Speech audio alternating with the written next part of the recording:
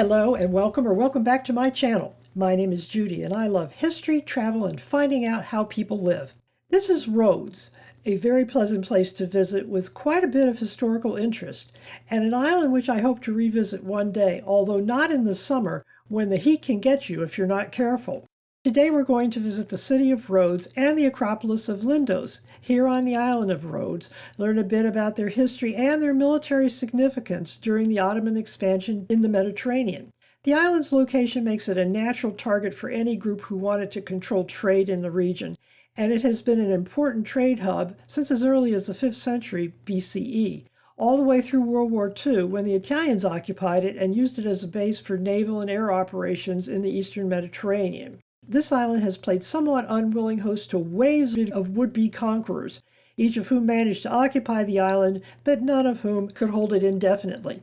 Perhaps the most interesting of these was the Knights of St. John Hospitaller, who came here in exile after they were ousted from the Holy Land, and who built the castle and other fortifications which you can see in front of you. So let's take a look today on The Armchair Traveler. This island and its capital city go by the same name. It has been known to mariners since the Neolithic period. The name comes out of a Greek myth in which a nymph named Rhodos had 7 sons from her affair with Helios, the sun god and the island's patron. The island's strategic location means that it has been a prize to be captured and has endured multiple waves of conquest throughout recorded history. One of the groups of conquerors were the Knights of St. John Hospitaller, who were responsible for the sites we're going to visit today. In this video, I'll just call them the Knights, but there were other Christian fighting orders. Since the Knights played such an important role in the development of medieval sites on this island, it's worth knowing just a little bit about how a group of monks, originally from Europe, landed here. Jerusalem had been a significant pilgrim destination since the 4th century, when Helena of Constantinople was rescued from obscurity by her son, known to us as Constantine the Great. She set out on a pilgrimage to Jerusalem and the Holy Lands in 326 CE. You can learn more about her fascinating story here on the channel. I'll put the link in the description box below. In the 7th century, Jerusalem was captured by the caliphs from Medina, the first of the successors who led the Muslim community after the death of the Prophet Muhammad. The Muslims did not close the city to pilgrims, who were still allowed to visit and even worship. A group of monks set up shop here to provide aid and assistance to arriving pilgrims who were sick, poor, or injured. The monks were clerics from Amalfi, Benedictine monks, a nursing order whose mission was to come and tend the poor, the sick, and disabled, specifically pilgrims coming into the area in the late 11th century.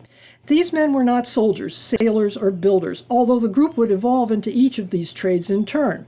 In the 11th century, Jerusalem was controlled by the Seljuk Turks, who still allowed pilgrims to visit the area. The monks were still operating as a nursing order under direct control of the Pope. They had built a monastery and a hospital, which they dedicated to St. John. In 1099, the Knights captured Jerusalem as part of the First Crusade. When they did, they killed the surviving Muslims and Jews in the city, setting the precedent for genocide by the winners of religious wars against the losers that continues to this day. In 1113, Pope Paschal II issued a papal bull recognizing the hospital as an independent organization, freeing it from local or secular authority.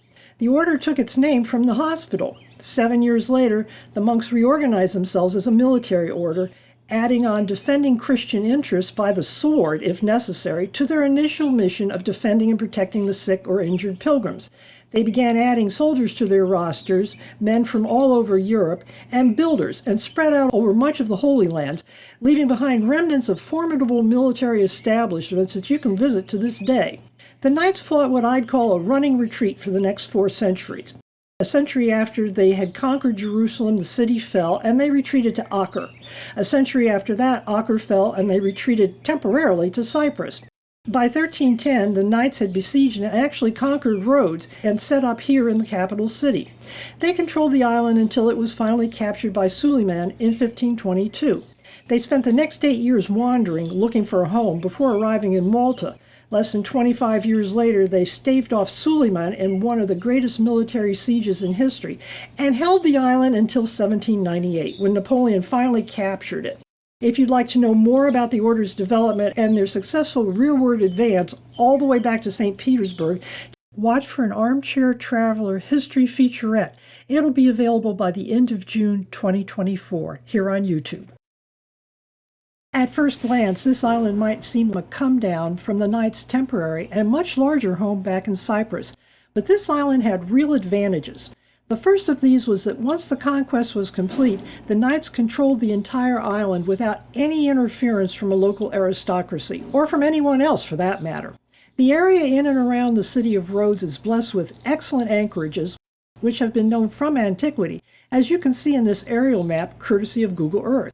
This was an important and bustling area in the Greek world and a natural stopping off point for shipping forever between the West and the Levant. The Colossus of Rhodes was an enormous bronze statue of the sun god Helios, whom we met earlier. It was erected here by a sculptor named Rhodes of Lindos between 292 and 280 BCE. This was one of the 7 wonders of the ancient world and was built to celebrate a successful defense of the city against an attack by Demetrius of Macedon, who had besieged the city for a year and was eventually repulsed. The tales at the time said it was over 100 feet, which certainly would have made it the tallest statue in the ancient world. Archaeologists suspect that it had to have had a base of iron bars with brass plates riveted to them to form the skin. Unfortunately, the Colossus toppled during an earthquake in 226 BCE. The pieces were still there, but the Rhodians elected not to try to rebuild it. The remains were eventually destroyed when the Arabs conquered the island in 653. Today, there aren't even pieces to look at, although we do have some pretty imaginative recreations, like this fanciful study of what it might have looked like had it been carved out of marble and had it broken into pieces when it toppled over. If it was 100 feet high, in addition to showing us the wrong material, the artist also didn't show it to scale. The Rhodians have thoughtfully placed 2 markers in the harbor where the feet might have stood, each topped with a deer, the symbol of the island. Using the deer of the symbol long postdates the era of the statue, although one theory does suggest that deer were present here as early as the 6th century BCE. In ancient times, Rhodes was actually known as Elefousa, which means the deer island. The 2 statues, one is a stag, a male, and the other a doe, a female, are probably among the most photographed sites in the island and can be found in all sorts of souvenirs, including porcelain dishes. Once the Knights established complete control of the island, they took to building and strengthening some of the existing areas into defensive fortifications. The Knights of Rhodes were to endure 2 Ottoman sieges. The first came in 1480, when forces sent by the Ottomans arrived at the island with 70,000 men, 160 ships, and a great deal of artillery. The Knights' garrison was led by the Grand Master Pierre d'Aubusson. It defended Rhodes with determination and eventually repelled the Ottoman assault, but it was a close-run thing. The fortifications took a great deal of damage during that first siege as the Turkish artillery revealed their deficiencies. The palace and much of the city was further damaged by an earthquake and subsequent tsunami in 1481. Although the Knights and their supporters managed to fend off the Ottomans, they knew they needed to improve their defenses. They rebuilt the area of the fortress in a style called Tres Italien, which had developed in the mid-15th century to respond to the increasing use of artillery. The fort's shape changed into a polygon, enclosing most of the old town, with gates, towers, projections, and bastions, which eliminated blind spots, a moat, and much more.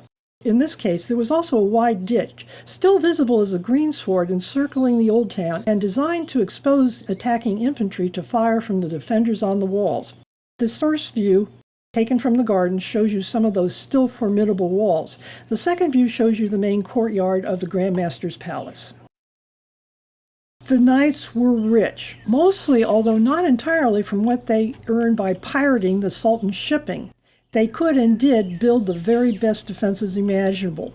Shown here are some crenellated towers from the Grand Master's palace and the steps leading up from ground level to the palace itself. We were lucky enough that our bus deposited us on a plateau just outside the palace, but there were still quite a few steps to climb. The Knights were not wealthy in and of themselves. Their leadership and members came from the aristocratic houses of Europe, but from non-inheriting sons. Even so, they were excellent businessmen and acquired wealth by other means, including force and theft. This allowed them to build fortified castles and much more all over the Mediterranean world. The rebuilt palace features Gothic elements like pointed arches and some stained glass, as well as elaborate frescoes and mosaics and carved decorations. What you see here is a Helios mosaic, named after Helios, the sun god in Greek mythology. I was never able to find out how old this was, but I think it probably predated the Knights' occupation of the island. The mosaic, with its hearts, swirls, and interlocking sections, symbolizes the power of the sun and has been retained. We'll come back to the story of what happened to this citadel at the end of our tour, but now it's time for us to push on to Lindos. We traveled down the coast, up and down hills, and past numerous memorials to men and women who had died in automobile crashes along the way. These were pretty sobering to watch from our wildly swaying bus. Lindos is gloriously sited on the east coast of the island and is much older than Rhodes City. The Acropolis here probably dates back to the 8th century BCE, but after the city of Rhodes was established, it declined in importance. Even so, the area was fortified by various new owners, including the Greeks, the Romans, the Byzantines, the Knights of St. John, and finally the Ottomans. They all knew a good location when they found one. Unlike the Acropolis above Rhodes City, which the Knights pretty much ignored, Lindos had a fortified and defensible hill, as you can see in the panoramic view on the left.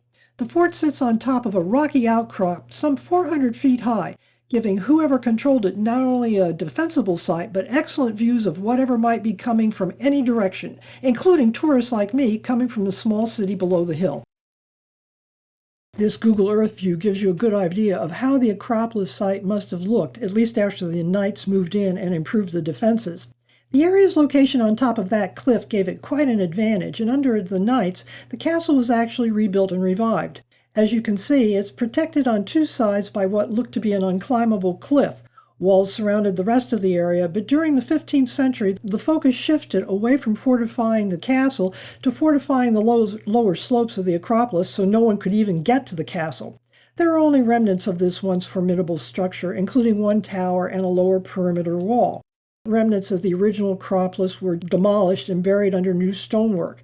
To rebuild, the Knights repurposed materials from those destroyed edifices, integrating them into their new designs. Despite the remodeling, there are still quite a few things to see, so let's take a look. Archaeologists have located and partially excavated the remains of the Temple of Athena Lindia, which dates back to the 4th century BCE.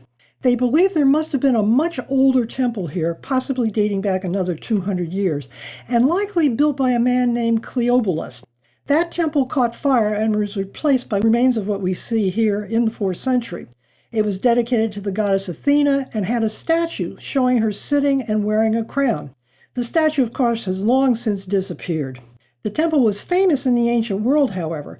Alexander the Great came here and made sacrifices. Over the years, the area changed hands with different conquerors, each of whom left their mark on the building in the form of alterations, additions, and even its complete destruction. In the Middle Ages, a fortress was built on the temple grounds. However, that was partially destroyed by an earthquake in the 16th century. If you've ever seen the movie The Guns of Navarone, some of the scenes from the movie were shot in this area. This final image is of the remains of a Byzantine church called St. John's, which was located here in the sanctuary. The Greek Orthodox Church was constructed in the 13th or 14th century on the remains of an earlier church that may have been built as early as the 6th century. Although it's difficult to make out in my photograph, that solid appearing wall was the apse end of the church, which connected to the Knights' headquarters. It was a three-aisled Gothic structure used for important religious and political activities of the Knight. The Ottoman Turks repurposed it and turned it into a mosque, which they called the Great Mosque of Rhodes. In 1856, an accidental explosion of gunpowder, which was being stored in the bell tower, destroyed it and the adjacent Grand Master's Palace. The Propylaea was a monumental staircase that led uphill to the temple. This wasn't just some entryway. It symbolized the transition from the secular or regular world to the sacred realm of the goddess. It has one odd feature, a relief carving of a warship. It's called a trireme because it had 3 banks of oars at the foot of the staircase. The ship is there to symbolize Rhodes' position as a naval power. Looking down from the temple and past the Propylaea, we come to the Stoa. In ancient Greece, the Stoa was a covered colonnade, not actually part of the temple. It could have been commercial, like the site for a marketplace or a shopping area, or possibly a public meeting grounds. It almost certainly would have been roofed over. Greece can be very hot under the sun. This very small reconstructed area really doesn't give you an idea of what it might have looked like originally, except to suggest that it must have been quite elegant looking. The reconstruction in this drawing shows you a little more and gives us an idea that it was actually larger than the Temple of Athena itself. The final blow to the Knights' control of this island actually occurred in the city of Rhodes. The island fell only when the city itself fell. The Knights had managed to hold off the Turks in 1480 and had greatly strengthened their defenses of the city afterwards.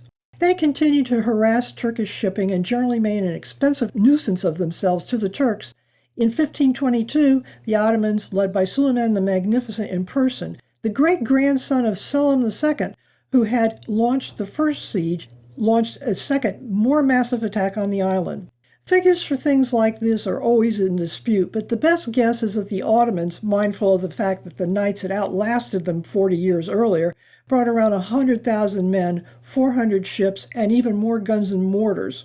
The guns and mortars were used to damage and ultimately pulverize the walls here in the city. That siege lasted from June until December. The Knights held on despite being massively outnumbered and outgunned.